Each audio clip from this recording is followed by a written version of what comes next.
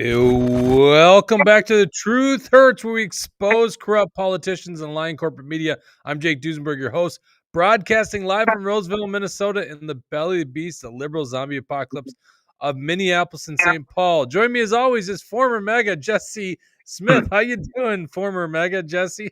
I'm doing good. Yeah, apparently, if you are still concerned about the Epstein files, if you're still concerned about pedophiles running our government, you're not MAGA anymore, according to Trump. But we'll see. I'm hoping there's still some 5D chess in play, but I'm not seeing it quite yet. But I'm hoping that we're still going to get them. And he's now telling Pam Bondi to release them, certain elements of it, whatever she thinks is credible, as if we think Pam Bondi is credible at this point. So we'll talk about some Epstein stuff a little later on. But the most important news is that Senator Nicole Mitchell, has testified today. Jake has put together some of that information, so we'll get to see exactly what's going on within that court case right now. It's going to be very key. We'll be talking about Omar Fateh, the socialist Muslim running for Minneapolis mayor. That's gained a lot of attention around the country that I'm seeing. So I want to give everybody the inside scoop on who Omar Fateh is and what the Minneapolis mayor race is actually shaking out to be. We'll also be talking about Tom Emmer, who was whipping votes on the House floor to get people to block the Epstein file release. And finally, we'll talk about Dr. Scott Jensen, who has announced today that he is going to run for governor again. So we'll give you guys our thoughts on that as well. And make sure if you guys want to like the video and leave a Rumble rant if you want us to directly talk to your issue. Oh, I just realized we're monetized on YouTube, and I've been following the trial all morning, so I don't know if how that works, but apparently you could do super chats now too. Oh, nice. So, but Rumble Rant or super chats depending on which platform you're on. So there you go. Brand spanking new. We were very iffy about YouTube, but they're playing nice right now. There's a benefit of Trump right there. That is a definite benefit of Donald Trump's presidency. We're brought to you by our great sponsors today, Alpine Cabinetry in the great city of St. Cloud, Minnesota. John Galt Mortgage Company. If you're looking to buy a home, give them financing that home, you can go to johngaltmortgage.com. Check them out on Facebook or X, where they got a top-notch meme game. It's people that think the way that you and I think. They're funny. They're politically insightful, but they're damn good mortgage brokers. Go to johngaltmortgage.com. We're also brought to you by EliteGuardianMN.com, which is a company I'm launching here. It's a prepper company. One of the things we do offer is a Minnesota permit to carry class. Our next one's on August 4th. That's a Monday evening. If you'd like to sign up, go to EliteGuardianMN.com. Let's get into it. Okay, so Senator Nicole Mitchell from Woodbury, Minnesota. The defense actually started yesterday. They had a good first. I always say second witness. Technically, their first witness really was not much of anything. I think they were just taking a little piece of the testimony. Their second one was from Nicole Mitchell's father's side. It's his sister, so her aunt. And the purpose of that testimony was twofold. It was to basically build the character up of Senator Nicole Mitchell, and then it was also to talk about the advancing Alzheimer's state of the victim here, Carol. I mean, essentially, I guess there's no victim if she's found not guilty, right? But that's essentially the thing is this is a burglary trial, a felony burglary trial. And if the defense is going to come up with something, when they got her dead's to right, like she's in the house, she broke in. It's almost it's not even disputed she broke in. The defense is even granted that. So it's really a matter of was she there to steal things, and that's what the defense is trying to put some reasonable doubt in, or try to get jury nullification and essentially get people to believe, well, this is a family deal and it's different. And for that point, I think they're somewhat succeeding. Now, yesterday we did a special show. I don't know if I've told you that, Jesse. Towards the end of the day, I was like, I'm just going to go do a locals one for our premium insiders. If you want to become a premium insider, you can. I'm just going to put the link in right here. So if you're interested, There we go. I think that goes to both of our things. truthhurts.locals.com/support. We're going to give more and more content to our premium insiders. $8 a month or $88 a year. You get a month off. So we did a special show. So for those of you that were watching that, it's kind of a repeat of it because I want to make sure everyone understands it. But yesterday, it was really interesting. Before the state rested their case, they had the police chief of Detroit Lakes, and they showed the body cam when he went into the house to kind of recreate the scene in Carol Mitchell's bedroom. Now, no one's ever seen this video before. We had heard about this. This was on the 911 call. We knew that Nicole Mitchell, according to the 911 call, was in the room of her elderly stepmother, Carol, the victim.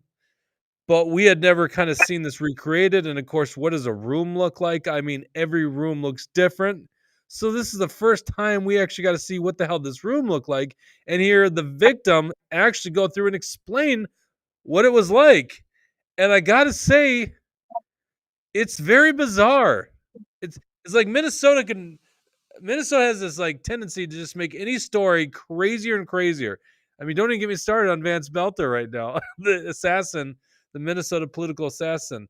So I'm gonna go to this. We're gonna go to this video here, and I'll just show this to you. You can tell me what you think of it. But this is Carol going into her room. Going in her room, explaining the incident that occurred. So go ahead and watch. Okay. Okay, I see her. Yep. And she was laying right here. Her head was at that end and her feet at this end. Okay. Is there anything that you keep? 3 drawers under there, but there's. What do you keep in those drawers? Socks, underwear. Okay. You know, I checked to see if there was any. This is just empty box. I was checking to make sure that's just, you know. Okay, just. But I did keep, for a long time, I kept my pistol. Okay. Here.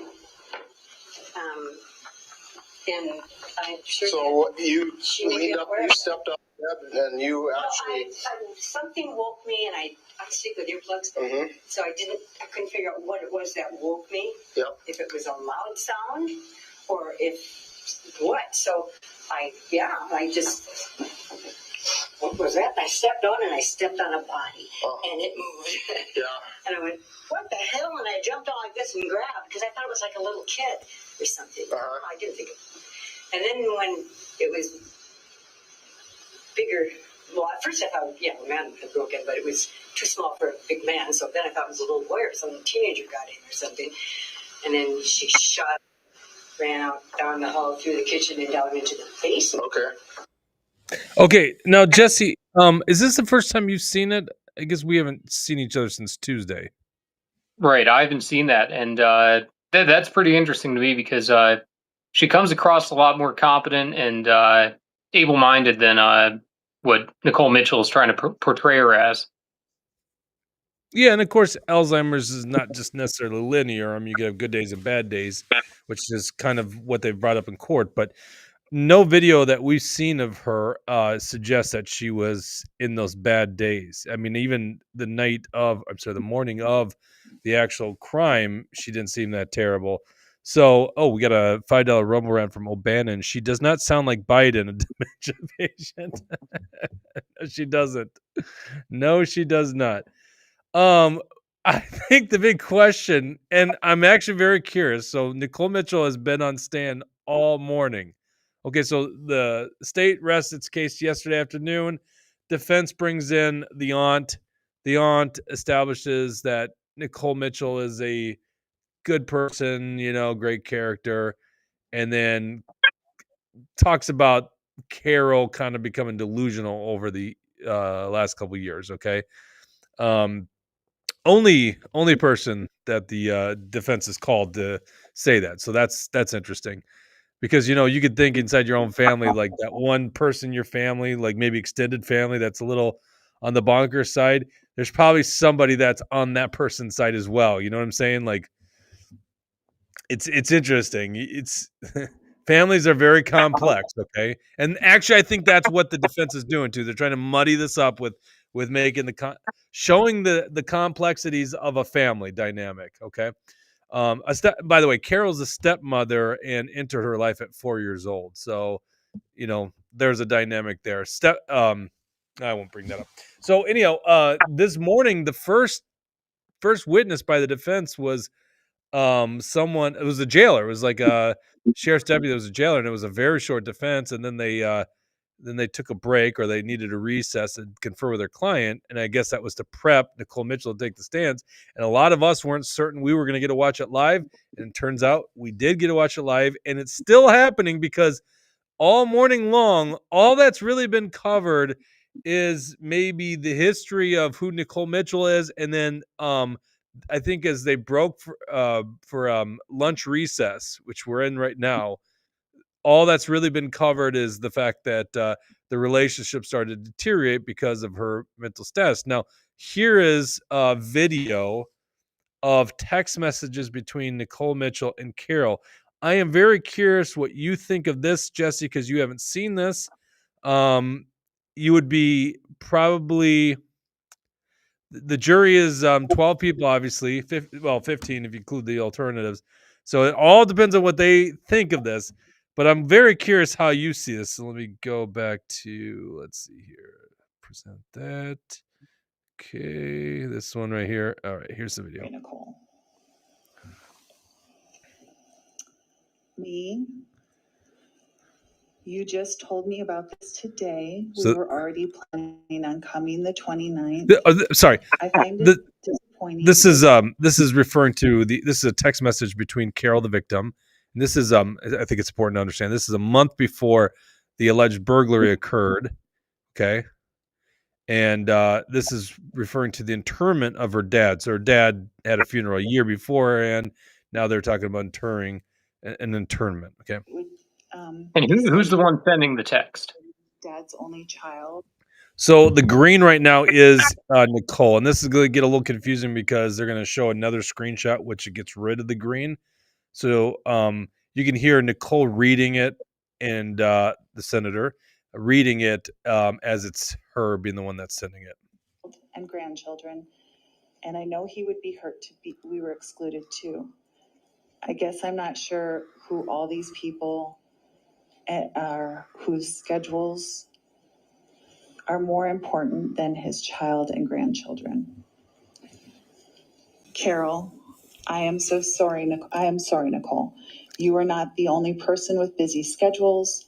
If you are really so concerned about being there for your father, you should be able to redo your own schedule. My heart is still breaking over the loss of the love of my life, and I do not appreciate your continued disdain of me.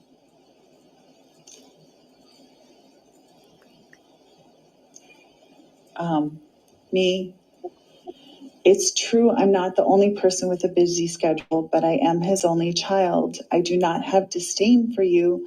We have tried very hard to keep a relationship with you, but it is a two-way street. I can't imagine anyone cutting off someone's only child from something like this. He loved us too, and we're hurting and want to honor him too. This should have been something the two most important people in his life coordinated, not planned at a time you knew I was unavailable. He'd be very hurt you're treating us like this. Carol, I am treating you like this. And the cemetery called me and said the 19th was available, and being that it was the anniversary of the day he passed, I thought that was good. I think Rod would be disappointed you were still treating me with the same disdain you always have. You've never grown past it. Rod and I talked about it many times through the years. He always apologized for it. And again, I would like to add, I did not choose that day. Donhauer called and said the ground was thawed enough and they would be putting the urn in on the 19th. And he said we could have a little gathering if we liked. I was not making decisions without you. He was trying to help me in my grief. grief. I'm very sorry of your grief of losing your father, but obviously you don't give a damn about mine. I am used to your disdain of me.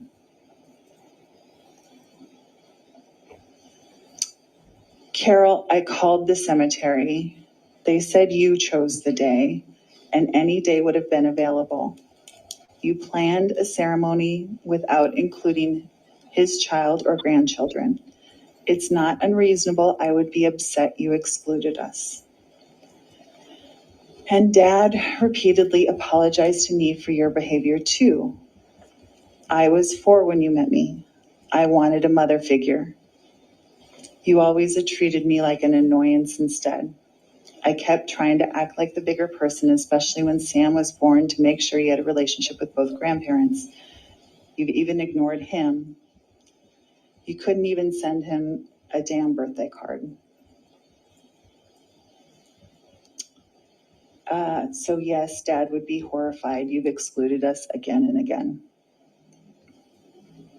Her, OMG, it's amazing to see how different we see the past. But I suppose most people do this. Have you ever sent me a birthday card? We only have Rod for connection, and now he's gone. I guess there's nothing left. I love that wonderful man more than anything in the world. I would not let go of it, but I do not have to continue to live with your personal judgment. I will hold on to the love. What I can do is let you know when the gravestone is set up. I'll mail you the bobber. You can set up your own viewing if you like and invite your relatives. Oh, sorry. She had told her previously that there's a bobber with some of his ashes in it, and that she wanted to get that to her. So that's what she's referring to there. My relatives and friends will be with me on the 19th. Ooh. Okay, so Jesse, you hadn't seen that before. Before I get into kind of my thoughts on it, just tell me what you think of that. Yeah, immediate thought is obviously it was a tumultuous relationship, and obviously the death of her dad, the death of Carol's husband, played a big factor. Obviously that somewhat drove them apart. Who knows what the truth of the matter is on who scheduled the funeral and what, but it's pretty interesting to see that there's this history and bad blood. Do you want to know the reason she couldn't attend? What's that? It was deadline week at the Capitol. Oh, okay. Okay, well, I know what you're thinking, but explain to the folks that don't know so much about the Capitol and justified excuses and things like that. Are you thinking she can always call in her vote? She can always have the leadership vote as she would want. So, yeah, unless she's there presenting a bill, which I don't think I've ever seen Nicole Mitchell presenting a bill. I've seen her speaking on the floor, and it takes some audacity for her to do that after the charges were filed against her. But I don't think she was presenting any bill. If she was, that's news to me. So, like you're saying, she could obviously have called the leadership and had them vote on her behalf. Right. And by the way, by deadlines, I'm guessing she's really referring to the committee work. But I mean, of all things, for one day, which I think was a Friday, to get an excuse to leave the Capitol to go do an internment, no one's saying shit about that. Everyone's rolling out the carpet. She uses the excuse that, well, she had to be there, otherwise these bills and this poor legislation she's been working on won't get any forward traction. I'm like, listen, clearly people in your caucus will help you out on that. Like, that seems so. It's like, we're I mean, this is the defense, okay? The defense is asking questions. We haven't got to the cross yet. The cross is gonna be so interesting, and I don't think it's gonna start until after the show is over. But dude, I look at this stuff. Well, let me tell you one other thing. Did you notice the tone shift between her text messages and the other one? I mean, she went from like crying to like the kind of stern, and I mean, still in a somewhat nice way, but like much different way that she portrayed. And I get you're reading someone else, but you can kind of hear how she's reading it and like her own judgment on Carol. And these things are complex, but I think like the idea that the defense is going to say that Carol is delusional, Carol's the ones with paranoia, re-victimizing the victim in this whole thing. And it's Nicole that's the sweetheart that got up at 1 a.m., drove across the state of Minnesota in a cat burglar outfit, broke into the basement, crawled into the house, looked like was ready to start gathering things, placed his shoes under a couch so she could walk around softly, flashlight with a black sock over it, and then entered the bedroom of Carol. I'll be really interesting if they actually refute that story, because that's Carol's recollection, but it sounds like it's true because it's what the 911 call was. And then and then this is all for a welfare check. And then when Carol calls 911, instead of going and turning on the lights and saying, "Carol, it's me, it's Nicole," she goes and hides downstairs from the cops.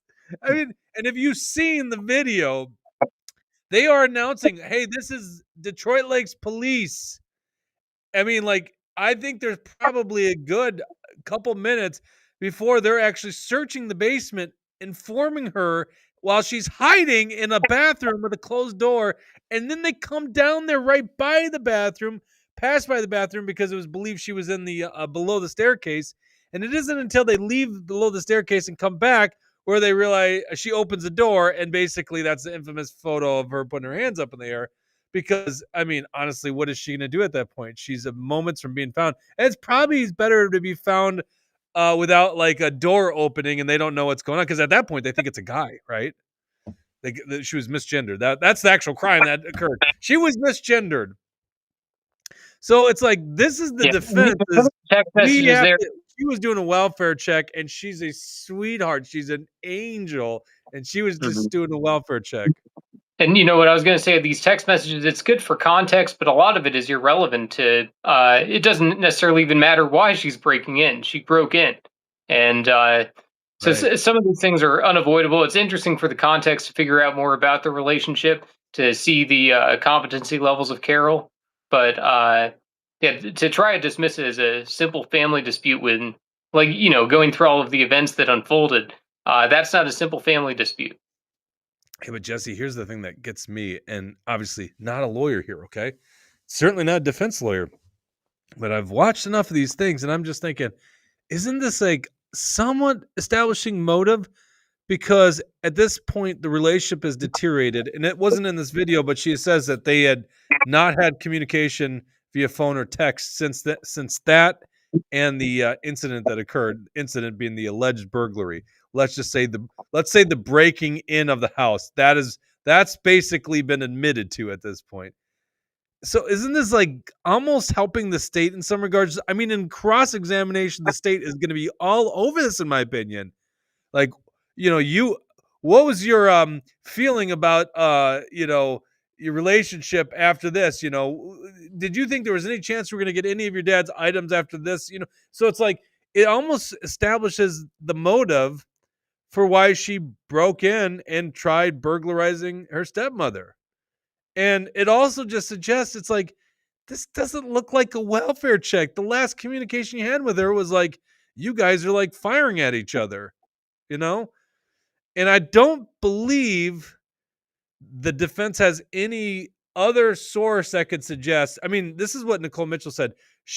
I don't think she called, but she had researched if there were like social workers or something in Detroit Lakes. I think she even said the Detroit Lakes PD that could go check on her or help out with this case. She searched the internet, Jesse. That's the defense. I searched the internet. Could you hand over your search history on that day? It's like she searched the internet, Jesse. There's no proof of that one. So cross is going to be so interesting in this case. I think the defense is doing a pretty good job, and honest to God, they had to bring their defendant on the stand. Without a doubt.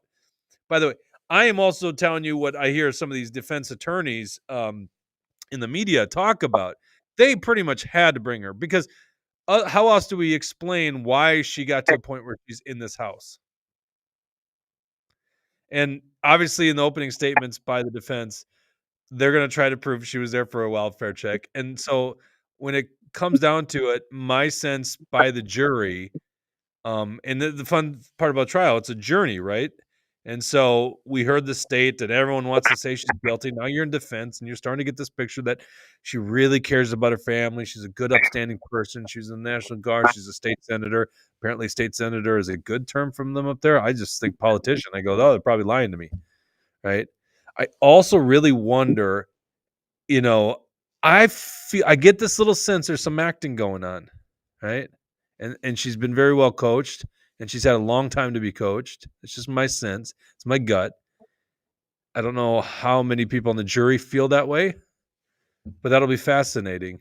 And I think it'll really be exposed in cross, because if in cross she's really having trouble answering things, even though it seems like she isn't having that trouble with the defense, maybe that's the way it's portrayed. Anyhow, that's the updates we have on the Nicole Mitchell trial. Now, if she and I would imagine in this case, if the jury deliberates for a very short time, it's going to come back with a guilty verdict, because honestly, I think the state has proven the merits of the case of a felony burglary, meaning she entered. So the defense has admitted she broke in and entered. It's not a crime. Breaking and entering is not a crime in Minnesota. It's breaking and entering with the intent to steal or to actually steal is then a first degree burglary. Sorry, first degree burglary. So I think they've already got the merits of that. They've got her on camera talking about she was there to gather things, and the cross is going to be so exciting to watch how she answers for all the things she said on camera, because she didn't shut the hell up for hours after getting caught. Hours. It wasn't until, oh, you know what? Let's show that real quick. It wasn't until she is in the jail. She's brought out to open up a laptop computer, which I think actually there's still maybe, if I was reading this right, if she was, that there might be some confusion in that the state might actually think she is still possibly try to sorry, hold on one second. Did try to steal, or that laptop might have been Carol's and was stolen, but okay, I'm gonna put this over here. Okay, I'm gonna pop this up. All right, this is Nicole Mitchell in the jail. So she's brought out of the jail cell, the holding cell, and she's being asked to put on the laptop, and she's answering so many damn questions. Now, Nicole Mitchell is not a lawyer. She graduated law school. Okay, for those that don't know, you can take all 3 years of law school and not pass the bar, right? Or not even, try to take the bar exam. You're not a lawyer, but you are someone with a law degree. Does that make sense? So she's not a practicing attorney, but she did take she did go to law school, graduate from law school. You would think, after being arrested, you shut the hell up. After being Mirandized, she hasn't shut the hell up. This is the first time, and I think I'm assuming that says 7:02 and 14 seconds a.m. Is that what you're seeing from the top right of the screen? It's a little cut off. So if it's 7 in the morning, and let's roughly about 5-ish in the morning is when she's first being Mirandized. This is 2 hours later when she finally realizes to shut the hell up. So watch this. Okay, they were in your backpack, shoved in a window. Do you understand where I'm coming from? I do. The whole backpack was shoved in a window. Mm-hmm. So, you're Mirandized. Did you try shoving that backpack out and it didn't go out?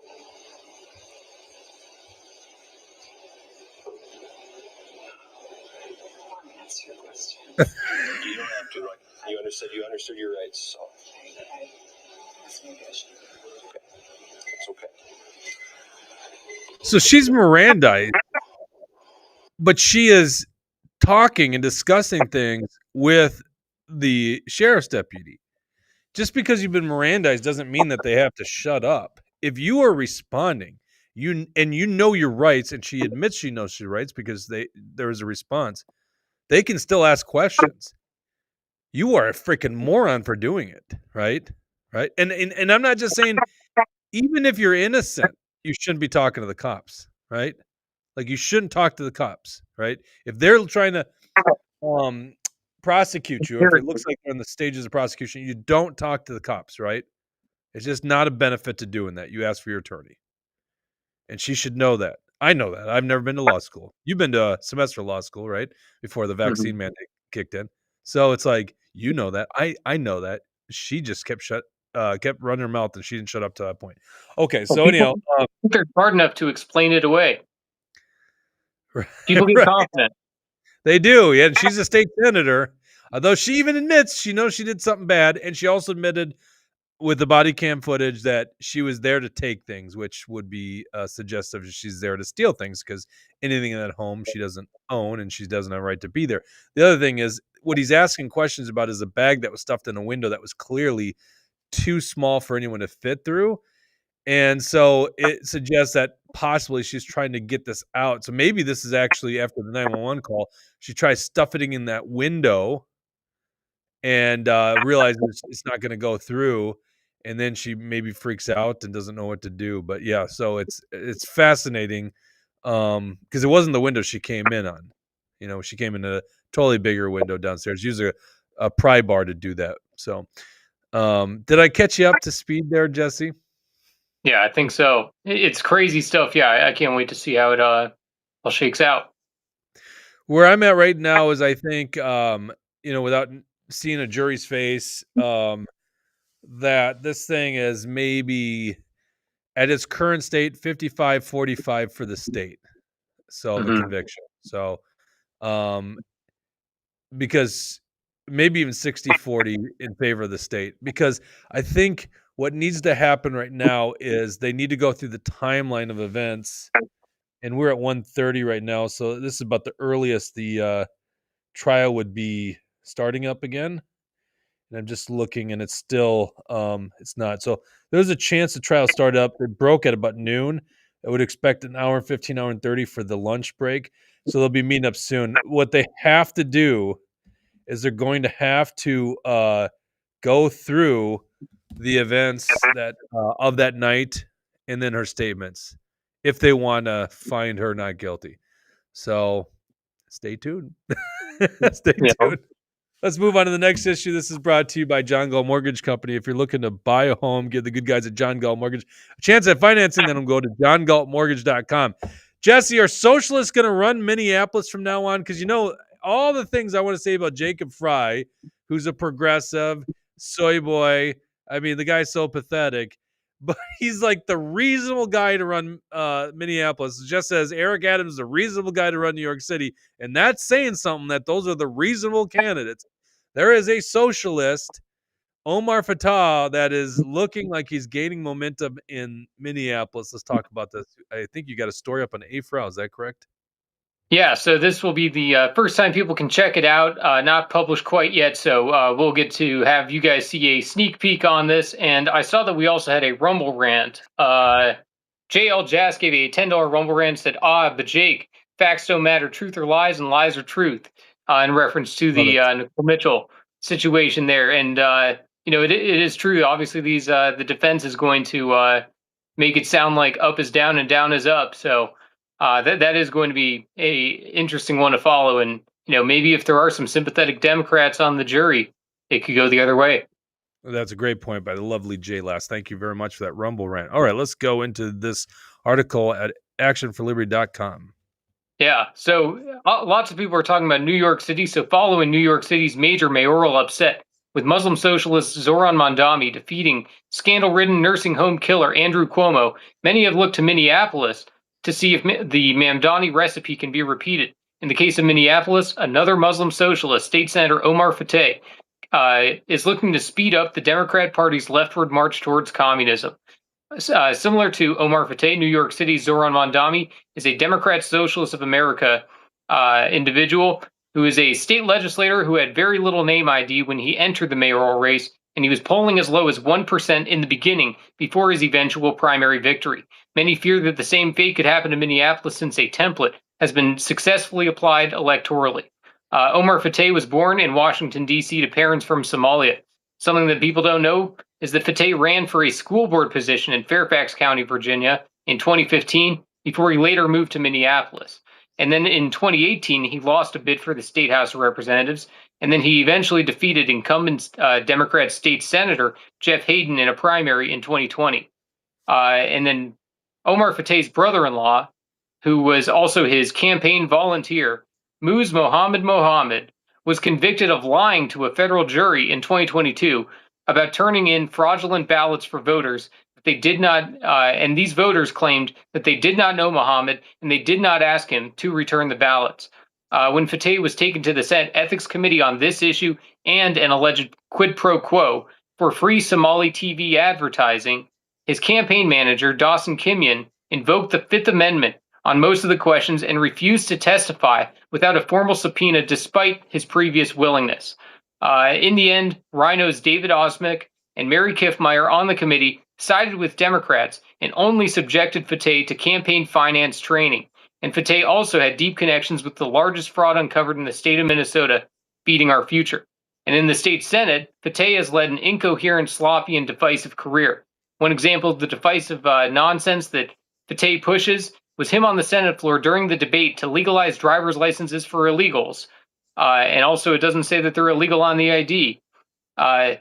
What Omar Fateh said was that Republican senators like Nathan Weissenberg and others in the front row look like ethnically violent extremists.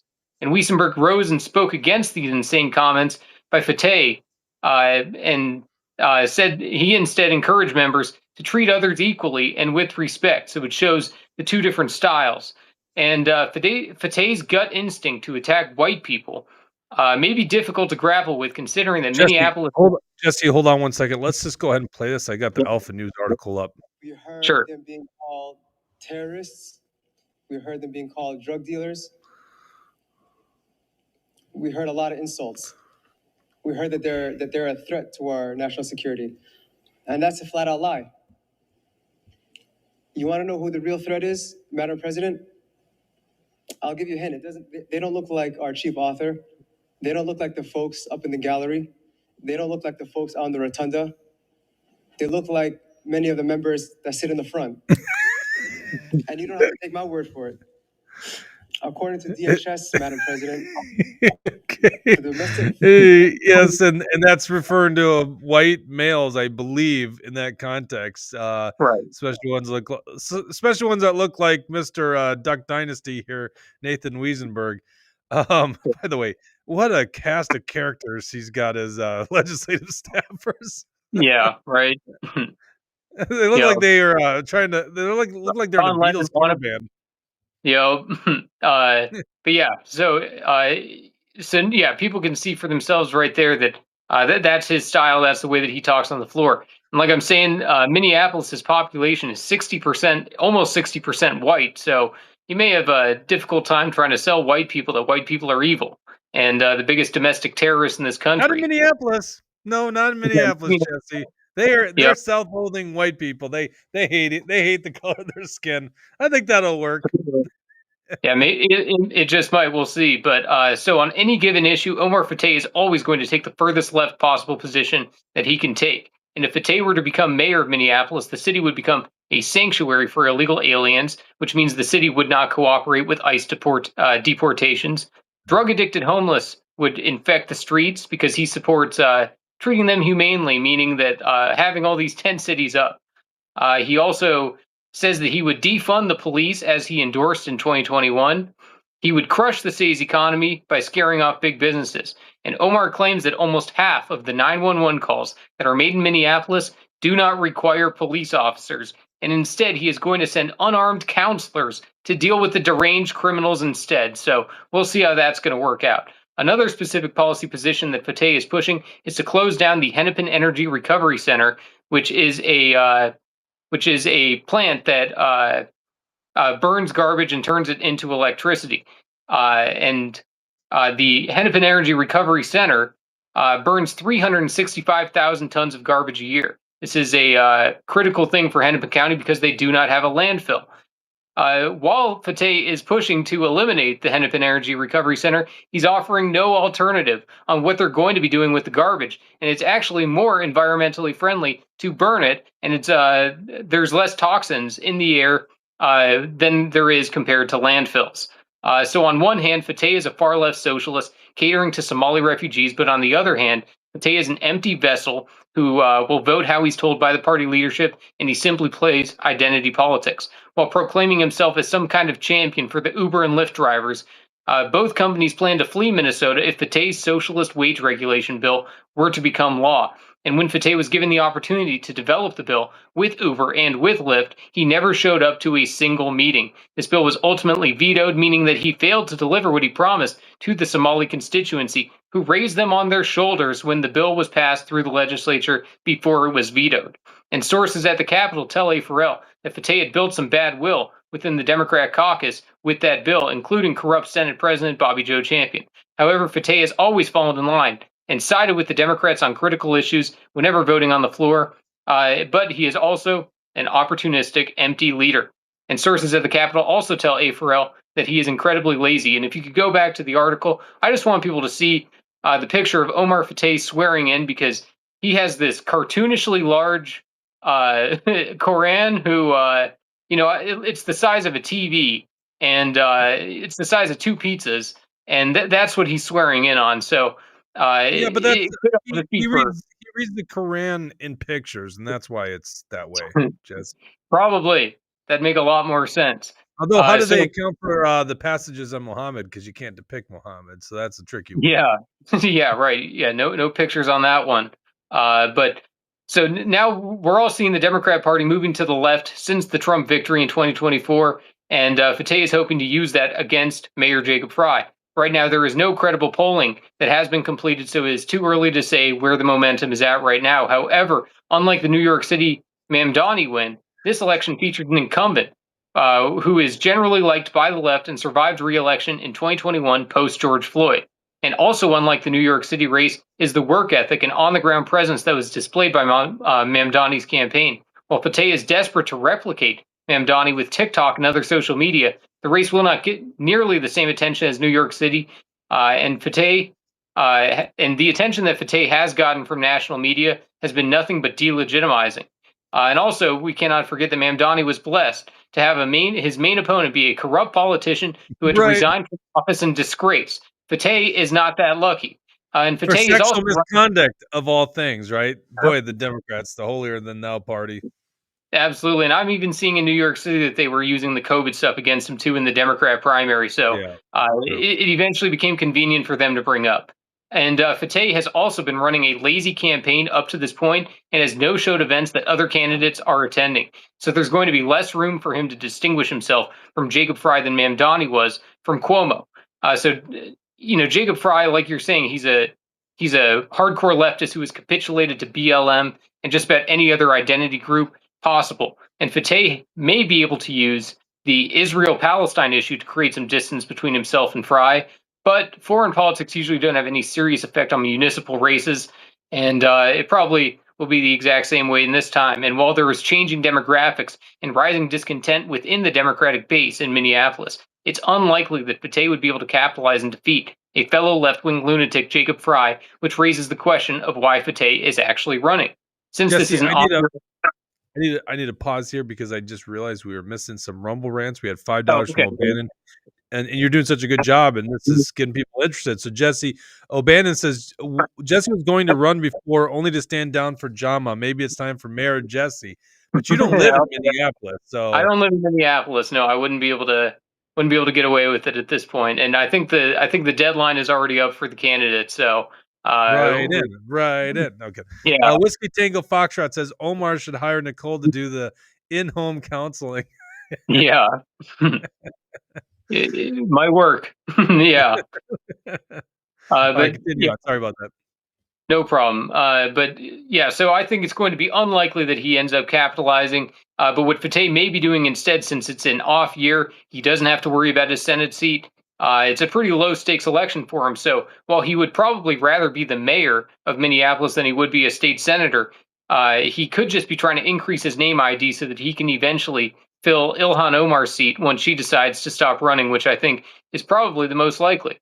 And what may paint a clearer picture is what's going to take place this Saturday. The Democrats are having their endorsing convention for Minneapolis.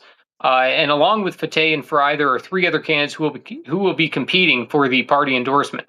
There is a woke reverend named Dwayne Davis, an app developer named Jazz Hampton, and a financial clearance representative named Brenda Short. And according to the endorsing convention rules and agenda, there will be 4 prayer breaks during the convention, presumably for Muslims. And the convention will also endorse candidates for the Board of Estimates of Taxation and a park board. So it's interesting that they have those prayer breaks on there. It makes it seem as if there will be a decent Muslim presence, which obviously is to Fateh's benefit.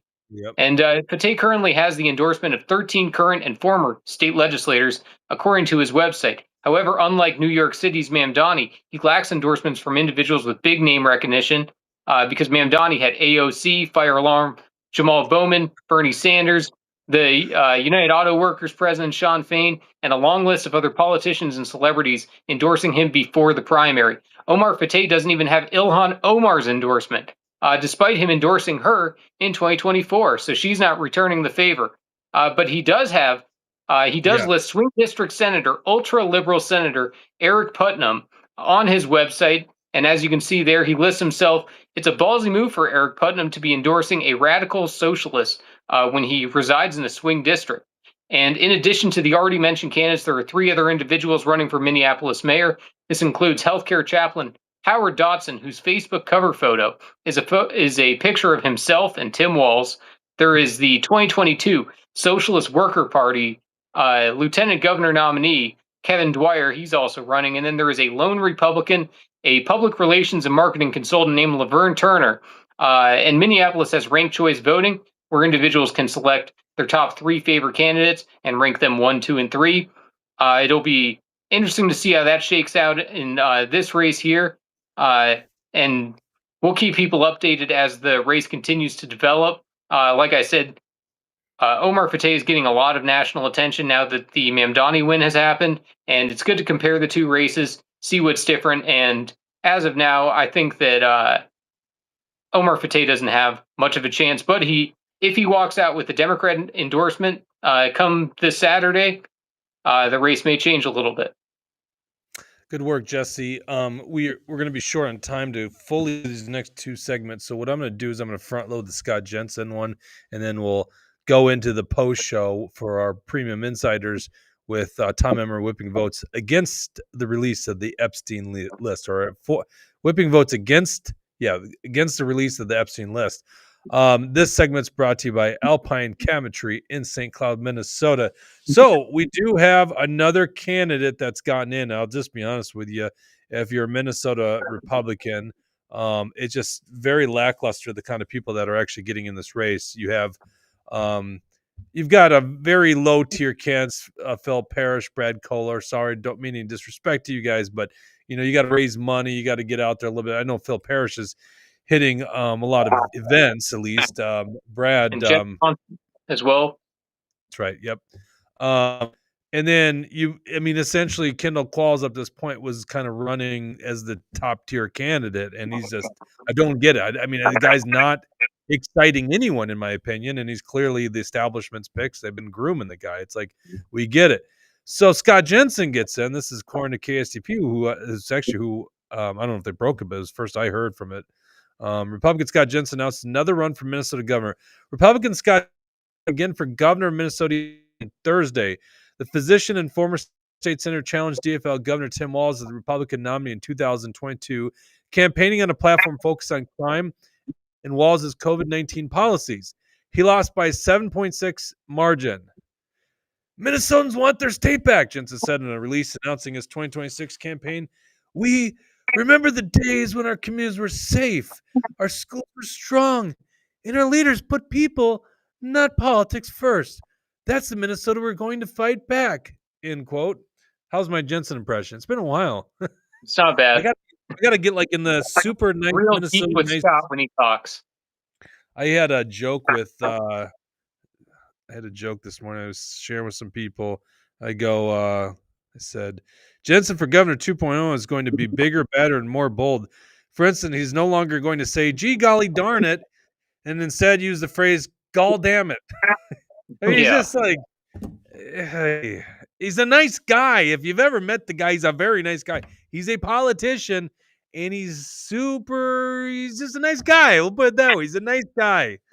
And you know the saying, nice guys finish last. Jensen's announcement comes 2 months after fellow Republican Kendall Qualls, an Army veteran, former healthcare executive, and mask wearer, announced his gubernatorial campaign. Oh, I'm sorry, mask wearer is not in there. Okay. Anyhow, there's a lot of pictures with Kendall Qualls wearing a mask. It's really interesting. Don't tell me you're one of us. Jensen was very good on COVID, no doubt about that, other than forcing a vote against Walz's emergency powers, which have called him out on many times. But, I mean, at the end of the day, I mean, he didn't know which he struggled so much to run the campaign that needed to be run. He's going to struggle again, in my opinion. But one other interesting development today, Tim Walz has stated he hasn't made up his mind. He ruled out a 2028 run for White House, but I don't believe that. But he says he hasn't made up his mind yet on a third run for governor, and he won't make it up until the end of the state fair. That'll be interesting. Action for Liberty's got big plans with Tim Walz's name on it at the state fair. So I think Walz is starting to realize, holy crap, the appetite is not quite as much there anymore for him to run for a third term, which is very unprecedented. Do you have that same kind of analysis, Jesse? It seems like it, and honestly, I think that Walz is the weaker candidate. If Steve Simon is the one who's supposed to fill Tim Walz's shoes, I think the Republican nominee, whoever it may be, would have a better chance against Tim Walz, just because his dispopularity has grown so much. Meanwhile, Steve Simon or some other candidate would be more unknown to the population, and with that, they would give a little more slack since they don't know the person. And yeah, so I think that it's very interesting that Tim Walz is basing it around the state fair. He's going to see what kind of energy there's going to be for and against him. So, but him being tepid and being unwilling to commit to a run already does give signs that he is really thinking about this thing and weighing some different options out. I mean, he has raised money. I think he continues to raise money, so there is that part of it. And he's obviously got huge name ID. So, of all people, he can, tempt fate a little bit on this. All right, we got about. I'm going to give you 5 minutes to start this story, and then we're going to kick it over to our premium insider show. Yeah, and one last thing I'll say on Scott Jensen here. You had sent me earlier his campaign launch video, and it's pretty underwhelming. It's not a whole lot said within it. And as the article says, he lost pretty big against Walz. It doesn't necessarily excite me to see that he would be running again. If it's down to him and Qualls, I guess I favor him over Qualls, but I think it's two pretty pathetic choices if that's what we're left with. And, this is coming from the guy. I say that I think he's better than Qualls. I was also the one at a state central where I tried to censure Scott Jensen for his flip-flopping and all of the tactics that he's done. Since he was the nominee, he flip-flopped on abortion. He is now, I guess, against the endorsement. We'll see if he's actually going to abide by it. I think I've read in the comments here saying that he won't. I haven't seen that for myself, but, that's going to be playing a major factor on the delegates' mind if they hear that he's going to be unwilling to abide by the endorsement. So we could see a situation where he's no longer the nominee in this go-around. But, yeah, if we want to get into just the beginning of this Tom Emmer. Let's get into the beginning. This is brought to you by Elite Guardian, MN.com. If you want to join my August 4th concealed carry and home defense course, take home defense and your own security, be the take the protection. Look at this. The ads up the one that's my ad, right? It's amazing. If you want to take control of your own protection, sign up for the class. It also counts towards your Minnesota permit to carry if you are looking to renew or get a permit to carry. All levels from beginner to experience can sign up for the course. Just go to EliteGuardianMN.com. We'll do about 4 minutes. I just posted the link. You can go to truthhurtsnews.com. Otherwise, sign up to become a premium insider so you can be part of our post show. All right, Jesse, this is on A4L, so Action for Liberty, article written by you, linking Tom Emmer to whipping votes against transparency on Epstein. And then I also want to get to, and we'll do this in the post show, why I know you're not no longer MAGA. I mean, we were joking at the beginning. I'm true MAGA. I'm true MAGA. The America First MAGA position is to release the Epstein files. And if there is corruption where the Biden administration was manipulating these documents, the MAGA position is to expose that as well. Yes, 100%. All right, let's get into this article here, Jesse. Yeah. So the Epstein file cover-up is a story that's not going away anytime soon. Americans are fuming that our government is lying right to our faces about Epstein's pedophile blackmail operation. And these the most evil crimes imaginable cannot be swept under the rug. The American people in the MAGA base are demanding answers. The U.S. House took a vote on Tuesday, July 15th, that would have required the Department of Justice to retain, preserve, and publish all Epstein file records for the public to see. This was ultimately defeated by a party line vote of 210 to 211. The narrow margin proves how desperate the establishment was to protect the pedophile elitists from exposure. And the man who whipped the GOP to fall in line and protect the pedophiles was none other than Minnesota's own globalist rhino Congressman Tom Emmer. And the Washington Post had reported the following about Tom Emmer trying to persuade holdouts in the House Freedom Caucus. So this is what the Washington Post says. Majority Whip Tom Emmer and his team were seen working to convince holdouts from the ultra-conservative House Freedom Caucus, who appeared willing to join with Democrats to approve the Connor resolution, which would have required the Justice Department to preserve and release all of the documents related to Epstein. Representative Andrew Clyde from Georgia was seen yelling at Emmer's floor director before voting to block the resolution. And Representative Andy Biggs from Arizona chose not to cast a vote after Emmer spent minutes talking with him. And actually, that last line ended up proving to be fake news because I went to fact check everything myself. So as seen above, there's growing tensions that are forming in the House Freedom Caucus against the Epstein cover-up, and Emmer is the con man getting the anti-establishment thinkers in line. A couple of months ago, Emmer endorsed Andy Biggs for the 2026 Arizona governor election and is perhaps using that to try to leverage against Andy Biggs to vote as he's told. And the Washington Post misreported Andy Biggs' vote since he did vote according to the U.S. House clerk roll call vote. So what that means is that what Tom Emmer did was he got Andy Biggs, who I guess all of these representatives are the deciding vote, but Andy Biggs was one of the deciding votes to make sure that this resolution got killed. And time is running out, and the excuses given to vote against this measure are not going to be tolerated by the House Freedom Caucus for long. And the motion voted on the floor was presented in the form of procedural move to include the mandated release of the Epstein files. Sources say that the language pushed on the floor was effectively the same as the amendment pushed in the House Rules Committee. I think we talked about that last episode about just Michelle releasing it. Basically, in 30 days, they have to release everything they got in the prosecution, incarceration, Jeffrey Epstein. I could punch holes in this all day long, but who on the earth would be against it, anything that's about more transparency with Epstein, even if it doesn't end up doing much in the end, because I just don't trust the federal government to do this, right? Right. And, it's just absolutely crazy to me that right now let's see here. I'm going to cut you off here because there's quite a bit more story. So what we're going to do is we're going to cover this in our post show, Jesse. And for all the people that are premium subscribers, I think we do have one more Rumble Rant. Oh, Bannon, you know what else is guaranteed? A Republican primary for governor. That's what happens when a never-Trumper like Robbins gets in the race. He's referring to Kristen Robbins, who I've heard both sides of it, but I did believe he was trying to get into this race. Let's see here, Neil, in the show with Jake doing his world famous Trump impersonation. No, it's not world famous, and I don't even know if I want to do it. Not with that setup. Jeez, how. All right, so we're gonna get into it, Jesse. Join us. I got the link posted here. Otherwise, go to Truth Hurts News. We're gonna be live in 30 seconds on our post show. This is.